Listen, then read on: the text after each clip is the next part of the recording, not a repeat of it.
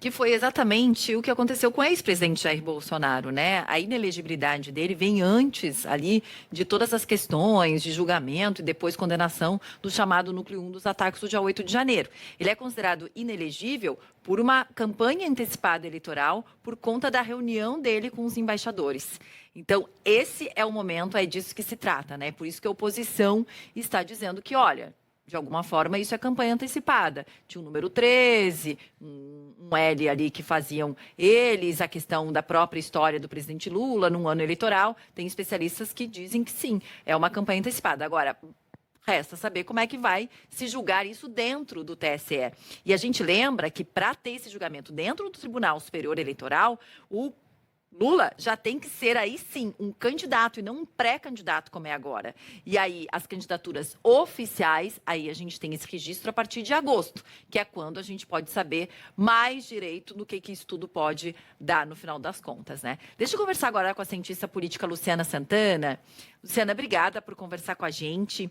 É algo que realmente precisava nesse ano eleitoral, né? O presidente Lula não podia ter conversado com a escola lá atrás, quando ficou sabendo, porque o presidente Lula é o político que a gente mais vê em todas as campanhas eleitorais, desde que a gente nasceu, praticamente, né? Ele está em todos os debates, em todos os embates, ele está sempre lá, então, assim, ele é uma pessoa que sabe muito bem o que as regras dizem. E é um ano eleitoral que isso poderia ser perigoso.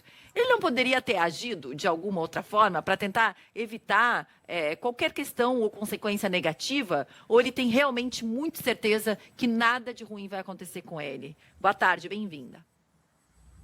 Que sinuca de bico, né, Paula? Boa tarde para você e todas as pessoas que estão acompanhando. Bom, realmente toda essa situação, ela né, seria muito bem evitada, né, caso, né, desde o primeiro momento em que se aventou ali essa homenagem, né, em que o governo e principalmente o presidente Lula, né, soube aí, né, do conteúdo, né, e da própria homenagem, né. Mas isso não aconteceu, houve aí, enfim, um descuido, uma irresponsabilidade por parte, né, dos assessores e do próprio presidente, né, e não prever um pouco, né, sobre os riscos aí que ele poderia incorrer, né, após, né, esse desfile, né. Alguns cuidados a gente já notou que foram tomados ali, né, tanto que a semana que anterior ao desfile, a gente teve uma força-tarefa ali, né, do próprio presidente, de ministros, né, de fazer consultas, né, de estar atento aos votos ali que foram feitos pelos ministros, né, do TSE, né, já julgando ali alguns pedidos, né, para que o desfile não acontecesse, enfim, né. O desfile, claro, ele era muito difícil a gente ter qualquer tipo de censura ou de não autorização que ele acontecesse, né, com tão pouco tempo, né, poucos dias ali de ser realizado, né? Mas a gente não pode negar que o que aconteceu, Paula, foi um prato cheio que foi dado gratuitamente à oposição, né? A gente pode ter vários cenários, né, a partir de agora, né? A gente vai ter, claro, muitos pedidos de judicialização aí, né, ao longo de todo o ano, né, de todo esse ano, não apenas a partir de agosto, né, mas no sentido de desgaste aí da candidatura ou da pré-candidatura do presidente Lula, né? E a gente tem outros problemas adicionais, né, que é o impacto político, né, até para né, uma base ali que se pretendia, né,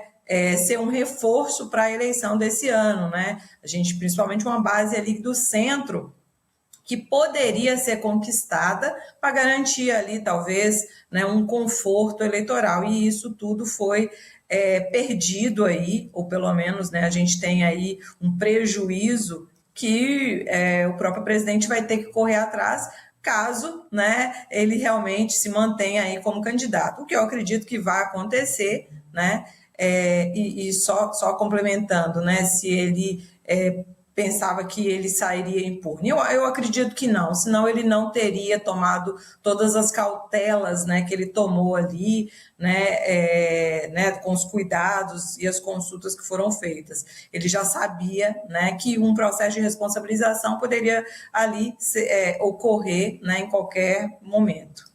Agora, você falou também de outras bases, né?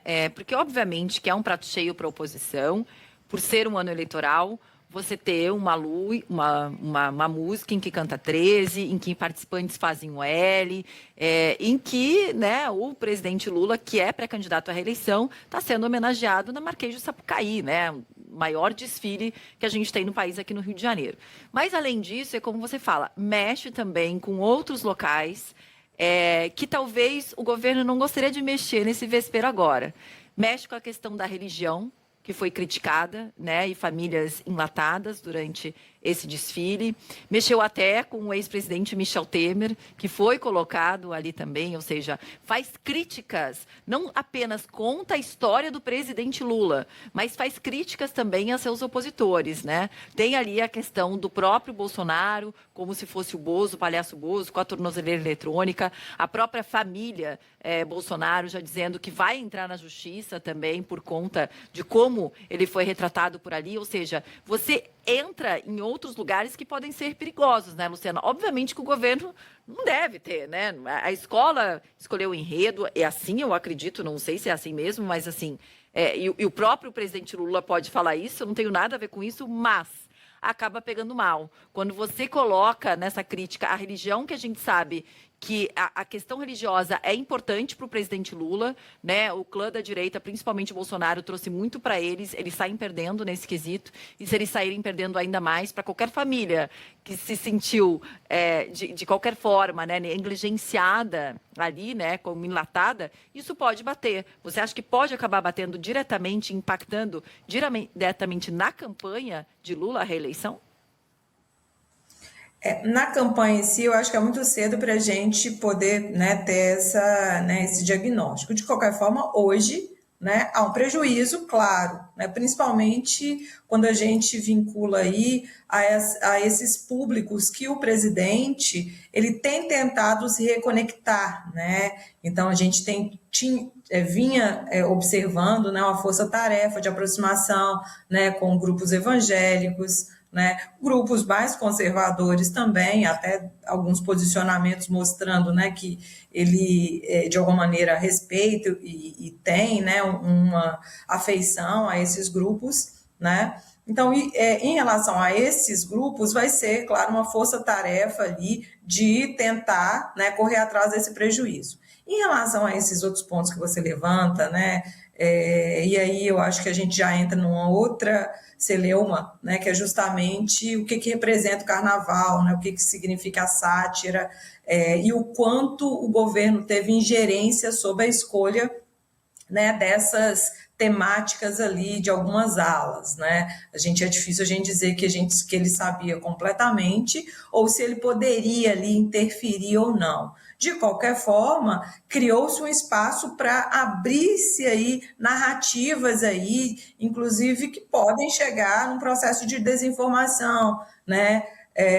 E isso é fora do controle do governo, né? Ele vai ter que ter estratégias muito bem alinhadas, né, de tentar reverter, né, as questões dos recursos, né, do abuso do poder econômico ou de qualquer privilégio da escola. Eu acho que isso está muito mais fácil de ser respondido, principalmente, né, pelo histórico que os governos, né, municipal, estadual e o federal dá às escolas de samba, né, o caráter impessoal na distribuição dos recursos, né, mas, claro, a ingerência do governo ou não em relação a temas que tocam aí grupos sensíveis, né, e principalmente um país que está muito polarizado ainda, né, que sente muito e que realmente hoje se vê ali, né, talvez desprestigiado pelo governo, né, que talvez daria uma chance, né, principalmente num cenário de muitas incertezas de quem efetivamente serão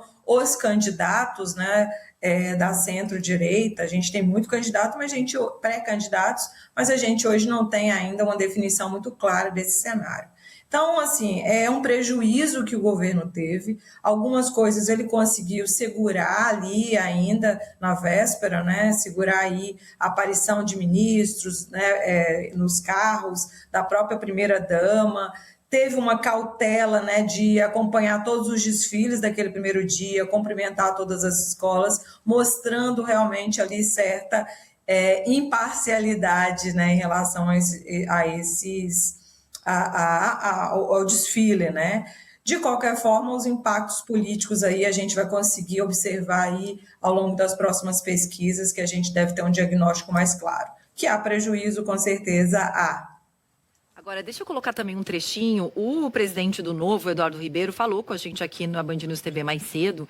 E ele falou, inclusive, que o desfile vai muito além do que uma campanha eleitoral antecipada. Vamos ver o que ele disse.